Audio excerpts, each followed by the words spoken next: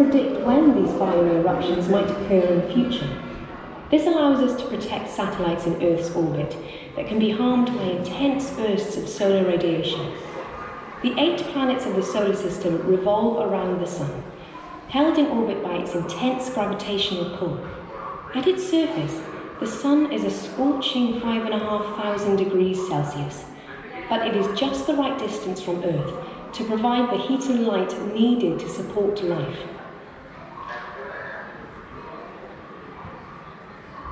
The closest planet to the Sun is Mercury. It is also the smallest planet in the solar system. Because Mercury is so close to the Sun, it is very difficult to send spacecraft there, and only a few have made the journey.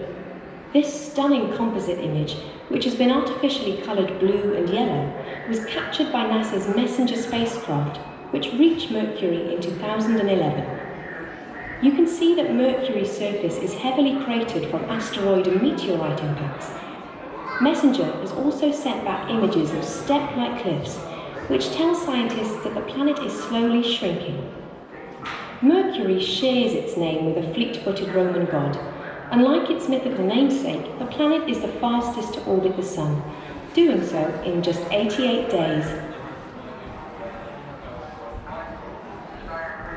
The Moon is the only other place in the solar system where humans have set foot.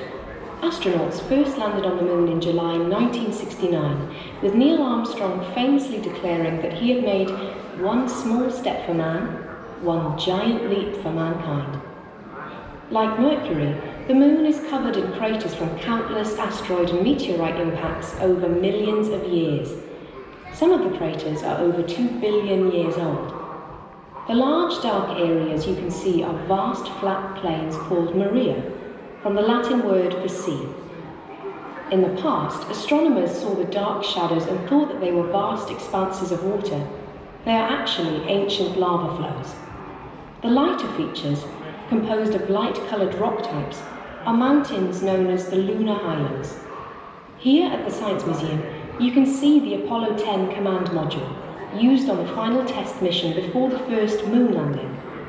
This is next door in our Making the Modern World gallery. Here in the Exploring Space gallery, you can see a piece of moon rock that was collected from the lunar surface by astronaut David Scott in 1971.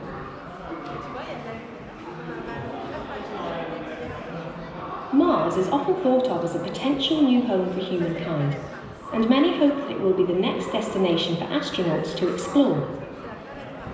In recent decades, a variety of unmanned missions, including orbiting spacecraft, landers and rovers, have explored Mars.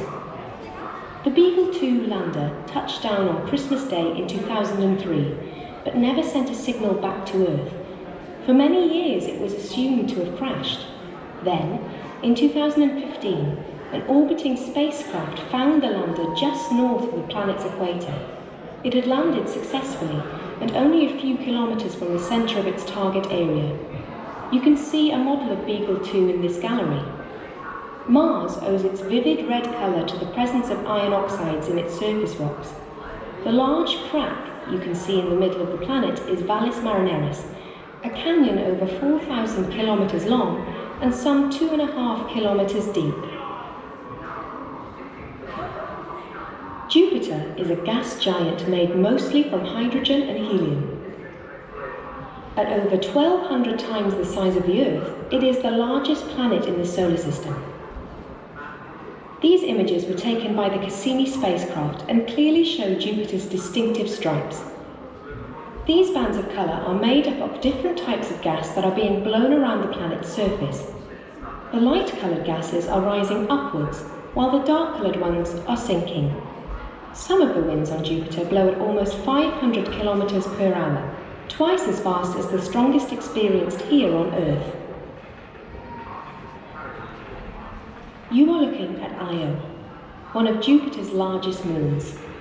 Jupiter has so many moons circling it that some people describe the planet as having its own solar system. Io's surface is covered in hundreds of active volcanoes, spewing sulfurous gases and deposits. These give the moon its vivid yellow colour, and its striking appearance has earned Io the nickname the Pizza. Io is one of the 4 Galilean moons of Jupiter, first discovered by and named after the astronomer Galileo over 400 years ago. The other 3 moons are called Ganymede, Europa, and Callisto. This view of Io is a combination of images taken by 2 different spacecraft that explored Jupiter and its moons, Voyager in the 1970s and Galileo in the 1990s.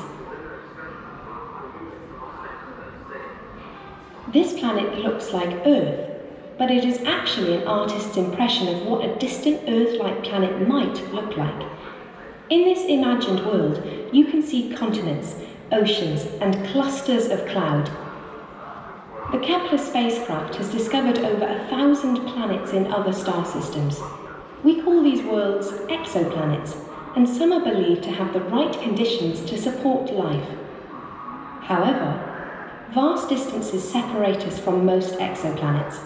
One recently discovered exoplanet, Kepler-452b, is 1,400 light-years from the Earth. This means light would take 1,400 years to reach it, while a spacecraft would take 25 million years. Our journey through the solar system and beyond reveals the power of space technology today.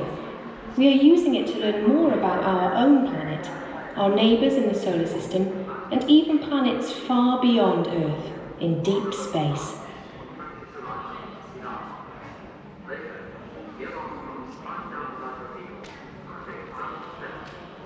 You are looking at an image of Earth called the Blue Marble. It is an astronaut's view of the planet we call home, and this beautiful image is stitched together from pictures sent back from the many satellites that orbit Earth high above our heads. You can see oceans, continents, clouds, and the ice and snow of the North and South Poles.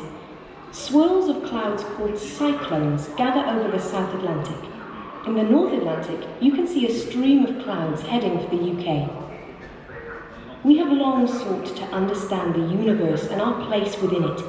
We use our eyes, telescopes, and now spacecraft that send back images and information, not only of Earth, but of other worlds in space. This view of the Sun was captured by NASA's